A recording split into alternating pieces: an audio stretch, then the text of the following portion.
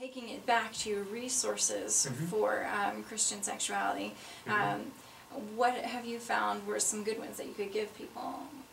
Oh, jeez. I know that we talked about the marriage bed before. Yeah. That was such an interesting website to me. That was very interesting. It was for as the Christian aspect, the marriage bed was a very interesting website because it was primarily sex positive. Yeah, which is unusual for my Christian upbringing. Yes, yeah, and heterosexist, sure, but there were a lot of good aspects, a lot of sex positive aspects to it. In terms of resources,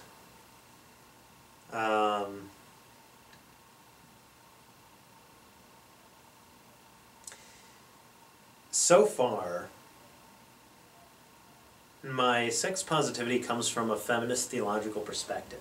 Ooh, check you out. So you have feminist theologians that talk about, being feminist, calling upon the oppressed experience of feminism to bring out new aspects of something.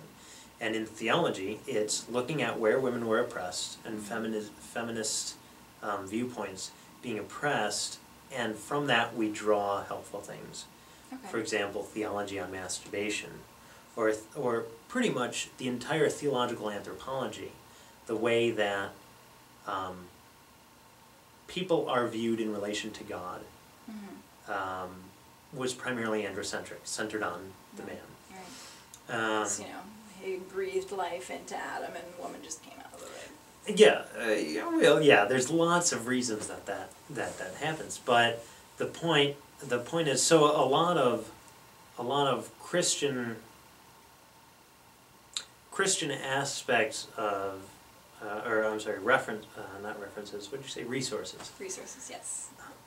A lot of Christian resources I might have are primarily theological resources at the moment. They're not. But still, as you were saying earlier, it was your conscience being informed, and if your conscience is informed by theology, it's still quite a good resource. That's true. That's true. Elizabeth Johnson is a fantastic theologian. She's a CSJ, a Sister of St. Joseph, who was actually censored by the Catholic Church, but she talks a lot about.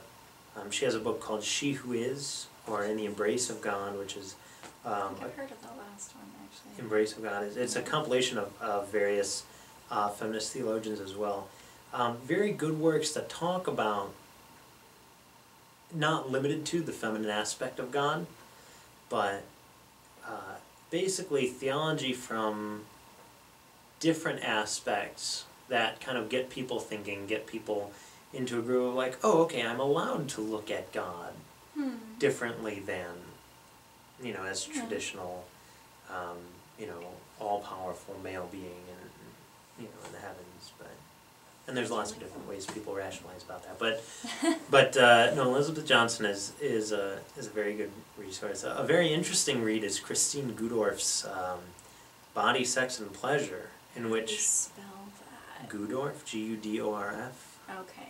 Christine. Just for people who want to look that up. Yeah, no, by all means. Body, Sex, and Pleasure. It's a very interesting book where she talks about a lot of the Christian development of sexual theology, and then at the end she proposes a reconstruction. Wow. And it is very interesting. There are probably some pretty big holes in it, but right now in theology, the important part is the discussion being started.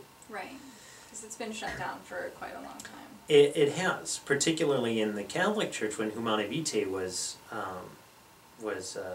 decreed in I don't remember the year, sometime in the later 60s, with the Catholic Church on birth control, and that pretty much silenced, as Professor Kate Ott says. It silenced the church on sexuality because they kind of said what they needed to say.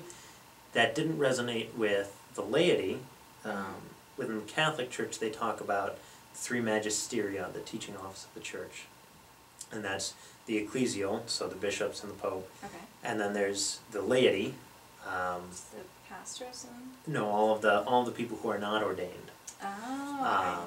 And that was a terrible guess on my part. yeah, no, that is quite I know alright. my dad in our church was a lay minister, a lay speaker. Mm-hmm. So that's where my guess came from. It was a bad guess. Yeah, no, that's all right. And being a lay minister and lay speaker in Protestant churches means something sort of different than it does in Catholic. Of course, yes, it would. But the important part is that they're not pastors by trade, Right. and that they're the non-clerical types of people. And there's the third. There's the ecclesias. Oh yeah, the ecclesial. I keep interrupting you and like being like. That's okay. And then the magisteria of the theologians. That These sounds are fancy. these are the people who have PhDs in theology. These are the people That who would be you. are no, Well-ish. I don't have a PhD in theology. I have a master's in theology, but I wouldn't count as a theologian in the church's sense. The doctors of the church. These have traditionally been people who were ordained and who were clerics. There have also been in history lots of people who are not ordained, and these would be like very wise women, writers of the church, you know. And currently, there are a lot of the professors you would find at Catholic universities. Okay.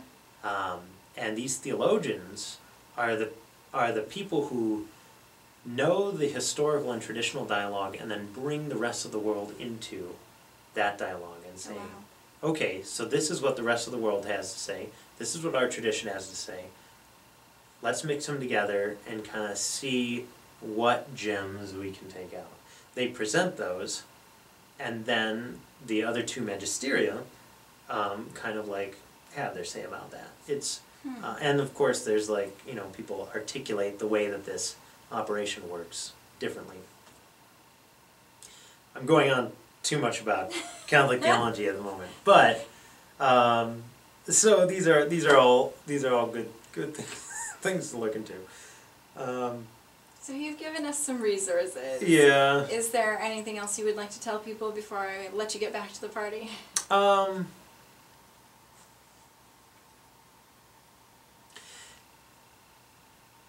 When it comes to being Christian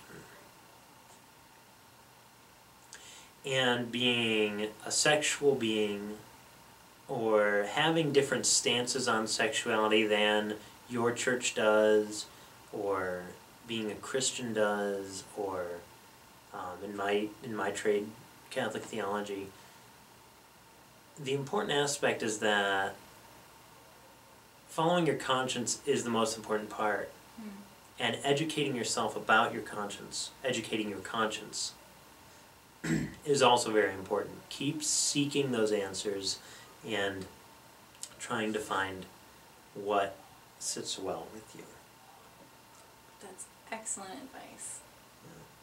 Well, thank you very much for taking the time out to have an interview with us. Thank you. Of course, I'm glad that I could.